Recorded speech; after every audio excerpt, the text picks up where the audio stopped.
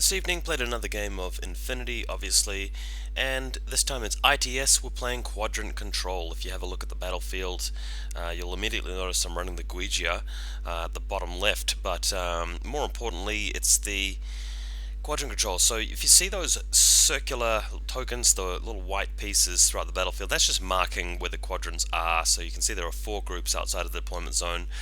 Now, I have made the decision to take side and to take the second turn. The thinking is there that I should be able to move into the quadrants and score from them more proactively that way, because I can determine who's going to be where at the end of the scoring round. The problem with that appeared to be, though, that there's really nowhere to put the Guija that he's safe. I probably could have deployed behind those 2 crates you see further to the right, but that it makes it awkward for him to get closer to the enemies. So unfortunately, we didn't do a very good job laying up the table. In fact, I might still need to start buying more bits and pieces of terrain, but that's okay. Everything else is just in cover and prone wherever it can be. In our next image, you can see it from a right angle at the table here. He's got a Crocman and Tio camo on the building closest to the image, and inside the central white building there, you can see a red camouflage marker where the Guilang Fort Observer is hanging out, and that's my Nomad HVT behind the sign next to the building as well. Our next image will show his deployment zone. He's used his reserves to put down an Aquila guard with a HMG, and there's a mysterious Tio camo marker behind the box there in the bottom of the field, and we've got a black spray painted HVT in the center. So yeah, he's taking first turn here. The next image shows you the Guija on the left hand side. Just thought I'd take another picture of it just to show you guys in a bit of closer detail what's happening with them. There's a Guangxi hacker prone on the building next to him, and the Zhangxi, it's the Zhangxi hacker on the building, the Guangxi on the ground level next to the Guija. Okay, so first image from the Pano Shana turn 1. He spent several orders getting the Aquila guard up to the door here. I decided to wait for him to...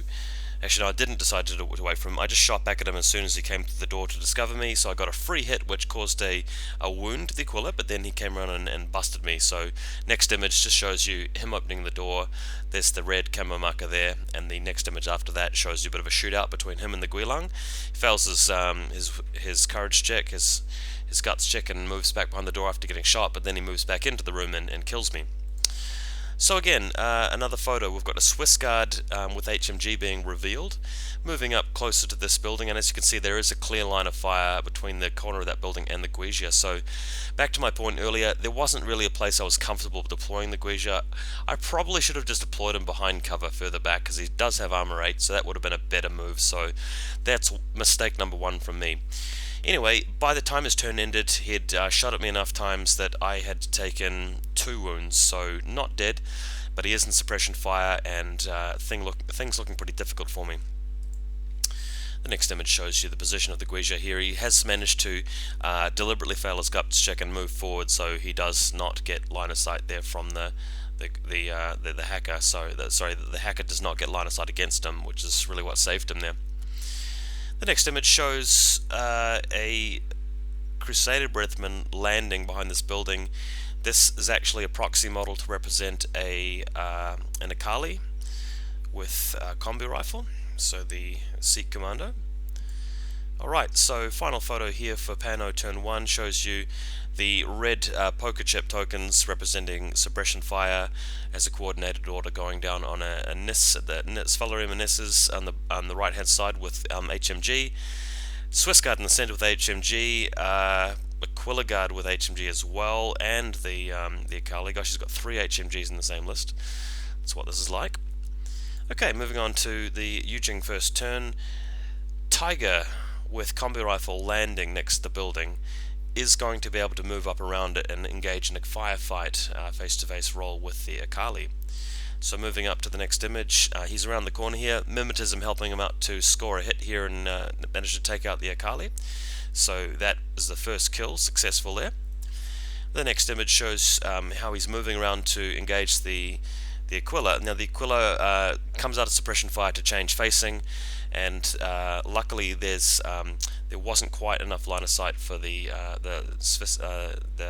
Nissa's Falarema to shoot across the table to hit the tiger. So this turned out to be a close encounter of the short-range combi rifle kind, and the tiger managed to win this one as well, getting a second kill, just really notching them up in the belt. And the next photo shows that just walking into cover here very carefully and inflicting that second wound on the Aquila guard. Moving to our next image, he is moving further out here to draw a line of sight against the Aquila guard and taking a shot from the Nissas at the same time and surviving. So this means combi rifle shots at the Swiss guard unfortunately didn't get through because he passed his armor saves, but it does knock him out of suppression fire mode because he tries to dodge. So that one was successful there. Next image, he does move up and attempt to have a go with the flamethrower. This causes the tiger to finally die as he takes a shot back. Yeah, so it ended up being a dodge against the flamethrower successfully. The reason the tiger dies at this point is simply because of the Nissas from Falarema actually getting the shot off at this point. My memory of this section of the game is a bit hazy. I can't quite remember how the trade-off worked, but I remember the tiger dying and the Swiss guard surviving, so there you go. Next image, here's what's happened.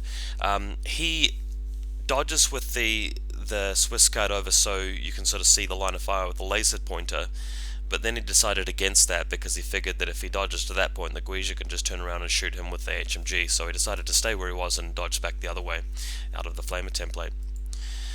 Next image, we've got a secondary order pool with 5 orders in it. We're moving around a flashpole spot just to skitter across the battlefield to get in range for hacking. So our next photo shows that he moves up within 8 inches of the Swiss guard who has survived, and the Zanji hacker basically hacks him until he is immobilized. Although I think what ended up happening in this turn is I ran out of orders because he successfully reset enough times for that to happen. So yeah, that's what ended up going on there. Our next image, it's Pan-Oceania turn 2, and we've got the Nissas moving up further along over here just to so what's happened in the Yuching turn is that the Tigers did survive until the end of the turn, but now it's turn 1 for Pan-Oceania and the Nissas moves out to kill him with HMG, so that is the result of that one. Next image, the Crocman comes out of TO Camera mode to shoot at the bot here, which rolls a critical dodge and comes back into cover, so he's fine there. Still in range of the Swiss guard for the hacking area, so that's keeping him on lockdown. Going to another photo, we had a bit of a zoom out, Guild Ball table in the background, just my opponent checking to see if he's got line of sight if he moves up with the Swiss guard to take care of the Guija.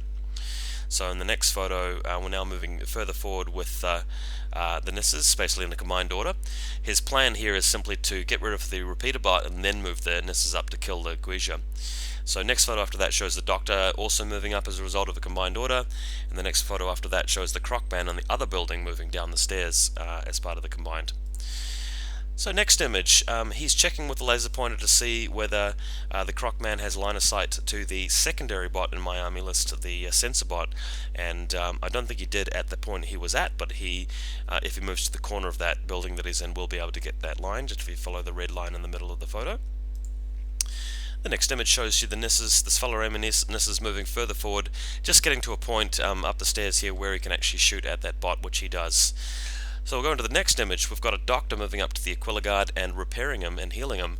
What I should have done is really just gone coup de grace with the Tiger Soldier, so that would have prevented, but now I'm in real trouble because I've got 2 Pan-Oceania heavy infantry back on the table. So Doctor passes the whip check and gets this guy back, so that's bad news. Next image, the Swiss guard moves past the line of sight, doesn't quite get into cover, fires a volley of shots up against the tag. As he does so, the Guija luckily passes his armor saves and survives against the couple of hits that did make it through, so that was fortunate, but Pan-Oceania really playing aggressively here, so it's going to be quite hard to fight back against this. And the next photo shows you where the Guija actually is. He's used his gut check to get really flat against the building, and is just trying to hold on there until he can get to his turn and find some support. One more image here from the Pan-Oceania turn 2. He's got 3 of these red tokens out. By the way, in turn number 1 there was no quadrant scored because they were all contested. But it's going to be really hard getting rid of him in the Yujing turn 2 for the second round of the game. So we've got Crocman, Swissguard, second Crocman, and the Svalari Menaces all in suppression fire at the end of the turn. Okay, so after spending about 5 or 10 minutes just carefully going through all of my options, I decided that I was really desperate. So the Guija moves out of cover, fires his flamethrower at the Crocman, which burns him to a crisp, and is not in line of sight of the Svalari Menaces we agreed, though probably was. Anyway, the Guija does get shot by the combi rifle and survives, so mission accomplished for the first one. Next image, the Guija uses a second order to come around here and hit the Swiss guard with the flamethrower, taking the suppression fire shots. Does not survive, even though he's got cover, so losing the last wound there from the Guija, deciding not to pop out the pilot. So unfortunately passed the armor save there against the heavy flamer, but his TO camo was reduced to mimetism, so that should help at least a little bit. Next image, the Zanjiak getting down from the building. Maybe I should have tried this first, but after the Crocman was killed, that is. But he does move over to the crates, and if we hit the next image, shows that we've now immobilized the Swiss guard with a critical gotcha hacking attempt. And now we'll zoom out from the next image. The Yao Zhao repair helper's moved over to the position the Guija was previously at, tries to repair him and fails, so the Guija is destroyed. So things looking really bad. He's got a Swiss guard, he's got an Aquila guard. I do not score at the end of this final turn, and Pan-Oceania goes up 3-0, so it's pretty much game at this point, although I'm going to try and hang out for some kind of draw. Next image just shows you his Svalari Menaces moving up here and just shooting everybody with the HMG, just gunning down the hacker, gunning down whatever else is in line of sight, so that's pretty brutal there. The next image shows the Aquila Guard moving into the building within domination range of the HVT, so that's looking pretty good. And the next image, this is Yujing final turn, the Quangxi moving up and destroying the Crocman in suppression fire with his chain rifle, so that works out pretty well there, clearing the way.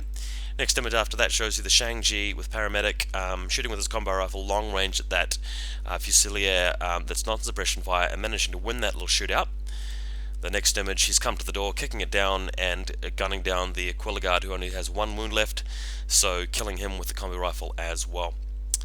And final photo, I believe it is, moving around here, just getting into the right quadrant. So Yujing pick up 2 quadrants, Pan-Oceania have the other 2, so no further points scored at the end there. If we go to this final photo, we've got the lieutenant trying to kill the Swiss guard with his combi rifle, not successfully. But yeah, I was trying for the draw, didn't manage it. Pan-Oceania wins this one. Hope you guys enjoyed it though. Had a blast. I'm thinking about designing some submission rules. I know a lot of people do that these days with Infinity, but I'm not 100% happy with ITS or YAMS. I would like to come up with a middle ground, so we'll be posting some ideas about that in the future. And the Guija list, it's fun, but I think the terrain needs to be just right for the Guija, and luck sort of needs to be on side. Generally, you're sort of fighting an uphill battle if you're running a tag, but maybe the new expansion will change that. Okay guys, could you go to the Flamia website, please commend and rate the video, would help me so much, thank you. Video description.